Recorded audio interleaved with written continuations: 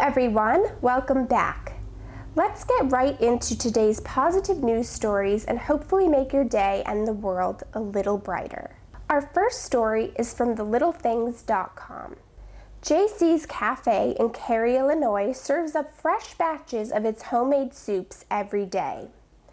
Hungry customers flock to the cafe, where the owner Juan Carlos Beristain uses only the best local and seasonal ingredients. Noah Dionysos lives just down the road. The husband and father was diagnosed with multiple sclerosis and is currently undergoing chemotherapy. He has a broken leg and uses a wheelchair. His days are typically filled with doctor's appointments and procedures. Like many residents of Cary, Noah loves the vegan soup at JC's Cafe. But because of everything he has going on, it was nearly impossible for him to get there and pick any up. Noah's mother had been rearranging her days to pick up the soup and bring it to her son, but she couldn't do it as often as she wanted. Juan Carlos was browsing Facebook when he came across a post about Noah and his medical situation. The post also mentioned how much Noah loved the soup at JC's. One day, Noah heard a knock at the door. It was Juan Carlos standing on his front porch with multiple cups of fresh vegan soup. JC refused payment and promised he would be back on Noah's doorstep with more. Noah figured the stranger was just being kind and assumed he wouldn't see him again. He was proven wrong and continued to receive soup deliveries for over 1 year, several times a week. This is a great example of someone going out of their way just to be kind and make someone else's days and life a little bit brighter. Our second story comes from ABC News.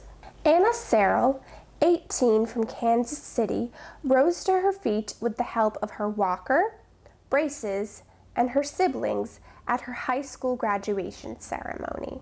Almost 4 years after a gymnastics accident following a fall on the uneven bars had left her confined to a wheelchair. Louis C. Serrell, Anna's mother, said she is, quote, very, very proud of Anna and the strength she has shown since the accident.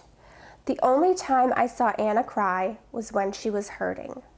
She couldn't get up, and she didn't realize until a day after the surgery that she was paralyzed. Still, she added, her attitude was, life goes on, and it could always be worse. Seeing her daughter walk for the first time in years was, quote, just the best feeling. Everybody, almost the whole stadium, was crying, she added. I looked back and parents are in tears. All of it for Anna. Anna Serrell said that almost immediately after the injury 4 years ago, quote, I made a promise to myself that I'll be determined to walk the grad stage if I could walk at that point. She said she practiced with the help of her brothers and sisters, but when the day came, she admits she was nervous. Quote, I could hear the whole crowd, and I looked up and saw everybody on their feet, including everyone in the stadium and everyone in my class. They all knew how hard I had been working towards this the past couple years. She described the feeling as, quote, just incredible. After finishing high school, Anna said she hopes to become a motivational speaker. She is also currently raising money for a prosthetic exoskeleton so that she can be able to walk again on her own. What an incredible story of determination and perseverance. After such a terrible accident and awful outcome happened to Anna, she could have easily given up and felt sorry for herself.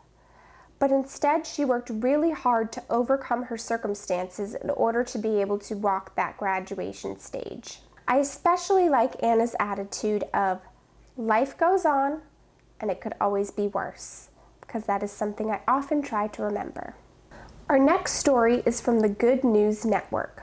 Back in 2015, a father and son duo changed the beekeeping game by redesigning the traditional beehive, and now honeybees are benefiting from their profits. Stuart and Cedar Anderson are the co-creators of the Flow Hive, a brilliantly designed beehive that saves beekeepers hours of work simply by channeling all of its honey into a tap that can be turned on and off at will. The Flow Hive allows honey to flow out of the hive straight into a jar without crushing or disrupting the bees inside. The Andersons say they have successfully shipped over 51,000 hives to 150 countries.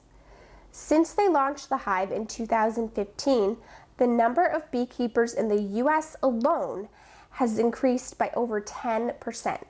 Their success is especially important since honeybee populations have been steadily dwindling as a result of habitat loss and pesticides. The Andersons have donated their hive proceeds to international honeybee advocacy groups.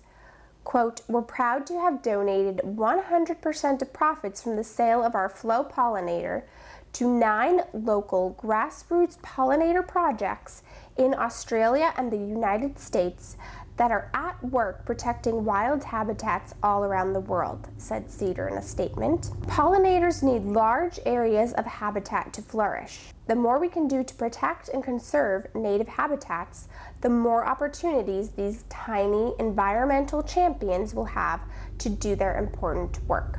This story caught my interest because I've heard how important the honeybees are to our environment and how they've been dying off. So I was pleased to find a story working to address the situation, and hopefully it's a step in the right direction. Our fourth story today I found on Good Morning America. A young girl with a big idea has crushed a goal and will help hundreds of sick kids in the process. Ella Casano, a 12-year-old from Fairfield, Connecticut, is the brains behind a genius idea. The Mediteddy, a stuffed animal pouch that covers and conceals an IV bag. The back of the pouch is mesh, allowing for a doctor or nurse to see through and check on the fluid or medication a child is receiving. From the front, a child sees a friendly face and not the bag of medication, blood product, or IV fluid being infused. Casano originally hoped to raise $5,000 through a GoFundMe page, which would have allowed her to produce 500 Mediteddys, the minimum number required by the manufacturer to do the job. In just over a week, Ella's page raised more than $20,000. Ella is, quote, "excited about the response to her invention," her mom Meg Casano said. "She is working very hard." So is her mom. Quote, "It's been really heartwarming to hear such supportive emails from all over the world," she said, "and it's motivating to me personally to work as hard as I can to make this successful for Ella." And now, she said, as it turns out, kids aren't the only ones who are excited about having a Mediteddy. Quote, "We want to continue to give Mediteddys away to as many children as we can, while also meeting the global demand that we've seen for Mediteddy, for children, adults, and even for pets," Casano said. What a neat and creative idea Ella came up with, which will make hospital stays for children and others that much more comfortable. Our final story is from the Good News Network. Police officers and firefighters across America are coping with the stress of life on the front lines by slipping into downward dog. The nonprofit group Yoga for First Responders is teaching these emergency workers a better way to handle the demands of their hazardous jobs. 36-year-old instructor Olivia Mead founded the organization in 2013 after she was inspired by her work with military veterans.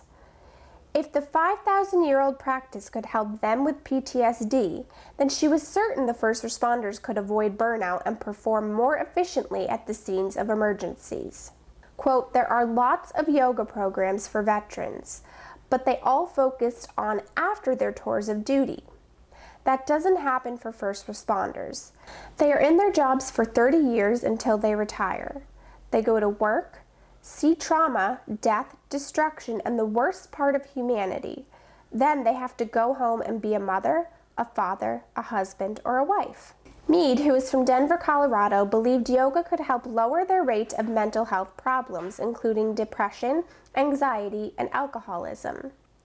According to a study from the Ruderman Foundation, more first responders committed suicide in 2017 than those who were killed in the line of duty. Quote, "They need to be taught the ability to handle stress and trauma and process it. Otherwise, you are just going to get squished by all that trauma, Mead said. She first got in touch with the Los Angeles Fire Department in 2013, but some concern from the psychologist of the department was, how are you going to get the alpha male population to do yoga, which is marketed as a female-dedicated exercise? She felt she had experience speaking to this type of group because of her work with veterans. After some time, she found success with the LA Fire Department and LAPD. But she did admit not all first responders were eager to hit the mat. Quote, I worked with a firefighter in Iowa. He was a bigger guy and he didn't want anything to do with the yoga. But I came back to the fire department to give weekly classes. When I explained to him I was there to help him do his job and sleep well afterwards, he changed his mind about yoga. He came to every single class I did. I later learned that he hadn't been able to sleep a whole night for a year after being called out to a car accident. He told me one day, after your yoga classes, I was able to sleep last night. Today, Yoga for First Responders works with 35 police and fire departments across the United States, including Denver, Wichita, and Lawrence, Massachusetts. The training is now also officially part of the Chicago Police Academy syllabus, meaning every new recruit takes yoga sessions before joining the force. As someone who enjoys yoga and has felt its benefits, I think this is a great idea, especially for people working in stressful, sometimes exhausting jobs. That's all for this segment of Positive News. I hope you enjoyed it and it made your day a little better. Let me know in the comments which story had the greatest impact on you. Now, let's all go do something good for others and our community. See you next time!